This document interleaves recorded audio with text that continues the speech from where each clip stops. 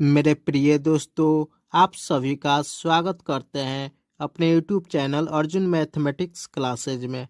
आज के इस वीडियो में हम लोग देखेंगे 10th क्लास के मॉडल पेपर का सेट 1 का क्वेश्चन नंबर 1 में दिया है 92/115 का सरलतम रूप है। ऑप्शन ए नंबर में दिया है 46/23। तो यह तो सरलतम रूप है नहीं, क्योंकि 46 23 से 2 बार में कटता है, यानी 2 इसका वैल्यू आ गया।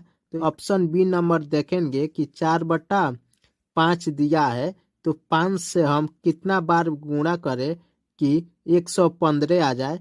तो 23 बार में गुणा करेंगे तो 115 आएगा। अब 4 में भी 23 से गुणा करेंगे तो 4 3 12 हासिल 1, 4 दूनी 8 1 9, यानी 92/115 प्राप्त हो गया। जब 23 से ऊपर नीचे गुणा करेंगे तो ऑप्शन बी नंबर ही इसका आंसर होगा। क्वेश्चन नंबर 2 में दिया है दो परिमेय संख्याओं के बीच अधिकतम कितनी परिमेय संख्या हो सकती है। तो दो परिमेय संख्याओं के बीच में अनंत परिमेय संख्या होती है, तो ऑप्शन डी नंबर इसका आंसर होगा। क्वेश्चन नंबर 3 में दिया है निम्नलिखित में किसका दशमलव प्रसार शांत है। तो दशमलव प्रसार शांत जांच करने के लिए हर में हम देखते हैं कि अब हर का मान 2 के पावर m गुने 5 के पावर n के रूप का होता है, तो उसी का दशमलव प्रसार शांत होता है। तो ए नंबर ऑप्शन में दिया है 7/88। अब 88 का फैक्टर करेंगे तो 11 गुने 8 आएगा। 11 एक अलग फैक्टर हमको प्राप्त हो गया 2 और 5 के अलावा, तो यह शांत दशमलव नहीं होगा, क्योंकि दशमलव प्रसार शांत होने के लिए हमको हर में 2 के पावर m गुने 5 के पावर n के अलावा कोई भी संख्या प्राप्त नहीं होना चाहिए।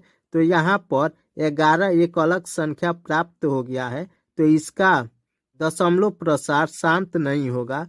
ऑप्शन बी में दिया है 13/210 को, तो 0 को हम नहीं फैक्टर करते हैं। जो संख्या दिया रहता है 0 को छोड़ करके उसी का फैक्टर करते हैं। तो 21 का जब फैक्टर करेंगे 7 और 3 के रूप में टूटेगा, तो यह 2 और 5 के अलावा दूसरी संख्या प्राप्त हो गया यहाँ, तो इसका भी दशमलव प्रसार शांत नहीं होगा। सी नंबर ऑप्शन में दिया है 15/1600। तो 16 का हम फैक्टर करेंगे तो इसका फैक्टर 2 के पावर 4 होगा। तो यहाँ पर 2 के पावर m गुने 5 के पावर n का रूप प्राप्त हो गया, यानी 2 के पावर 4 गुने 5 के पावर 0 हम लिख सकते हैं। तो सी नंबर ऑप्शन का दशमलव प्रसार शांत होगा। क्वेश्चन नंबर 4 में दिया है बहुपद dy² plus by plus a के शून्यकों का गुणनफल होगा। यहाँ पर dy² plus by plus a के शून्यकों का गुणनफल बोला है। तो a का वैल्यू d है, b का वैल्यू b है और c का वैल्यू a है। तो शून्यकों का गुणनफल होता है, यानी अल्फा इंटू बीटा का मान होता है c/a। तो c का वैल्यू a है और a का वैल्यू d है, तो मूलों का गुणनफल हो जाएगा a/d। तो ऑप्शन डी नंबर इसका आंसर होगा। क्वेश्चन नंबर 5 में दिया है √18 का प्रमेयीकरण गुणांक है। यहाँ पर √18 का प्रमेयीकरण गुणांक बताना है। तो यहाँ पर √18 को तोड़ेंगे तो 3 गुने 2 में टूटेगा। तो रूट के अंदर से जोड़ा संख्या रहता है, तो जोड़ा में से एक बाहर निकालते हैं, यानी 3 जोड़ा में है। 2 गो 3 में से 1 गो 3 बाहर निकलेगा और रूट के अंदर 2 बचेगा। तो यहाँ पर प्रमेयीकरण गुणांक √2 होगा। तो ऑप्शन बी नंबर इसका आंसर होगा। क्वेश्चन नंबर 6 में दिया है सबसे छोटी अभाज्य संख्या है। तो अभाज्य संख्या वह संख्या होता है जो संख्या स्वयं से और 1 से कटता है। जैसे यहाँ पर 3 भी अभाज्य संख्या होगा, क्योंकि 3 1 से और स्वयं से कटेगा। 2 भी अभाज्य संख्या होगा, क्योंकि यहाँ पर 2 जो है 2 से कटेगा और 1 से कटेगा। 1 अभाज्य संख्या नहीं होता है, 0 अभाज्य संख्या नहीं होता है। तो ऑप्शन 2 गो में अभाज्य संख्या है, लेकिन सबसे छोटी अभाज्य संख्या बोला है तो सबसे छोटी अभाज्य संख्या 2 होता है। तो ऑप्शन बी नंबर इसका आंसर होगा। क्वेश्चन नंबर 7 में दिया है यदि a बराबर बी क्यू प्लस आर जहाँ a और b धनात्मक पूर्णांक हो तो a बराबर बी क्यू प्लस आर दिया है, यानी भाज्य बराबर, यहाँ पर हम इसको लिख सकते हैं भाज्य बराबर भाजक गुने भागफल जोड़ शेष 3 से 7 में हम भाग करेंगे तो 3 दूनी 6, शेष 1 बचेगा। तो यहाँ पर भागफल 2 है, भाज्य 7 है और भाजक 3 है, शेषफल 1 है। तो यहाँ पर देख रहे हैं कि भाजक से छोटा शेषफल है। इसी तरह हम 5 से भाग करेंगे 36 में तो 5 सते 35, शेष 1 बचेगा, यानी भाजक से शेषफल हमेशा छोटा आता है। तो ऑप्शन में हम देखेंगे कि शेषफल जो दिया है आर है और भाजक बी है, तो बी से आर छोटा होना चाहिए। तो ऑप्शन सी में बी से छोटा आर है, तो ऑप्शन सी नंबर इसका आंसर होगा। क्वेश्चन नंबर 8 में दिया है निम्नलिखित में कौन परिमेय संख्या है। उस संख्या को हम परिमेय संख्या बोलते हैं जो रूट के बाहर रहता है। तो यहाँ पर 4 प्लस रूट 3 एक अपरिमेय संख्या है, क्योंकि 3 रूट के अंदर है, 3 को हम रूट नहीं तोड़ सकते हैं। यहाँ पर बी नंबर ऑप्शन में दिया है रूट 7 का रूट हम नहीं तोड़ सकते हैं। रूट 8 दिया है सी नंबर ऑप्शन में, तो 8 का रूट तोड़ेंगे तो 2 रूट 2 होगा। फिर भी यहाँ पर 1 2 रूट के अंदर रह गया, तो इसको भी हम परिमेय संख्या नहीं बोलेंगे। ऑप्शन डी में दिया है 6 रूट 5 बटा रूट 5, रूट 5 कैंसिल होगा तो बचेगा 6। तो 6 एक वास्तविक संख्या हमको प्राप्त हुआ, तो इसी को हम परिमेय संख्या बोलेंगे। तो ऑप्शन डी नंबर इसका आंसर होगा। क्वेश्चन नंबर 9 में दिया है द्विघात बहुपद x² प्लस 12x माइनस 35 के शून्यक है। यहाँ पर द्विघात बहुपद दिया है x² प्लस 12x प्लस 35। तो यहाँ पर 12 को 2 भागों में तोड़ेंगे, यानी 7x और 5x में, तो 7x और 5x 12x हो गया, 7 पचे 35 हो गया। तो इसका गुणनखंड करेंगे x² plus 7x plus 5x plus 35। अब यहाँ पर x कॉमन करेंगे तो x प्लस 7 प्लस 5 कॉमन करेंगे तो x प्लस 7।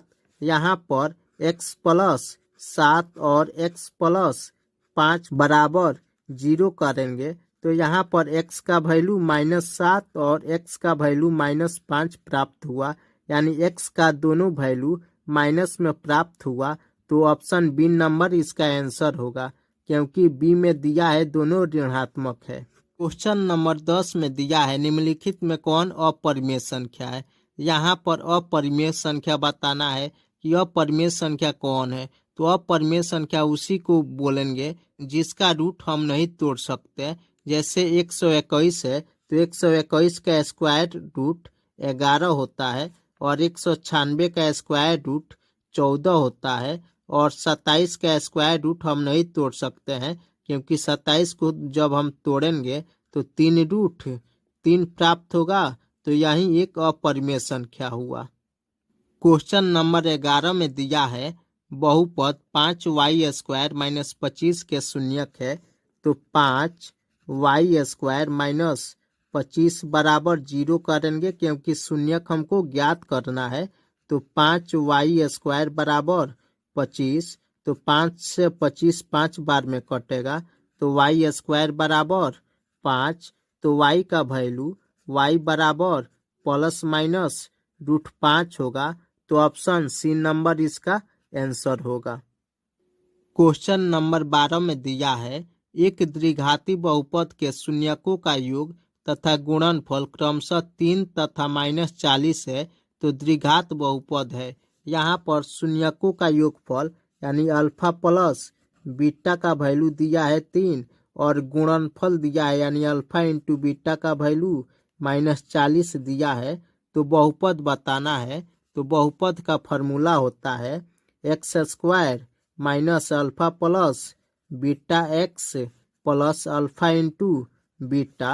तो x square minus alpha plus beta का वैल्यू 3 है तो 3x plus alpha into beta का वैल्यू -40 है तो x square minus 3x minus 40 इसका बहुपद प्राप्त होगा।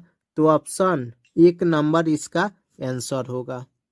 क्वेश्चन नंबर 13 में दिया है युग्म समीकरण x प्लस 2y बराबर 4 तथा 2x प्लस 2y बराबर 8 का है। इसमें बताना है कि इसका एक हल है कि दो हल है कि कोई हल नहीं है कि इसका अनगिनत हल है। तो इसको बताने के लिए a1/a2 b1/b2 और c1/c2 हमको निकालना पड़ेगा। तो इक्वेशन दिया है x प्लस 2y बराबर 4, a1 b1 और c1 का वैल्यू लिखेंगे तो a1 का वैल्यू 1, b1 का वैल्यू 2 और c1 का वैल्यू -4 लिखेंगे क्योंकि c1 का वैल्यू लिखने के लिए 4 को बराबर के पहले लाएंगे तो माइनस में हो जाएगा। अब दूसरा इक्वेशन 2x प्लस 2y बराबर 8 दिया है तो इसमें a2 का वैल्यू 2, b2 का वैल्यू 2 और c2 का वैल्यू -8 लिखेंगे। अब a1/a2, a1/a2, a1 का वैल्यू 1 और a2 का वैल्यू 2 है। उसी तरह b1/b2 का वैल्यू निकालेंगे, b1 का वैल्यू 2 और b2 का वैल्यू 2 है। यहाँ पर 2 से 2 कटेगा तो इसका वैल्यू 1 आ गया।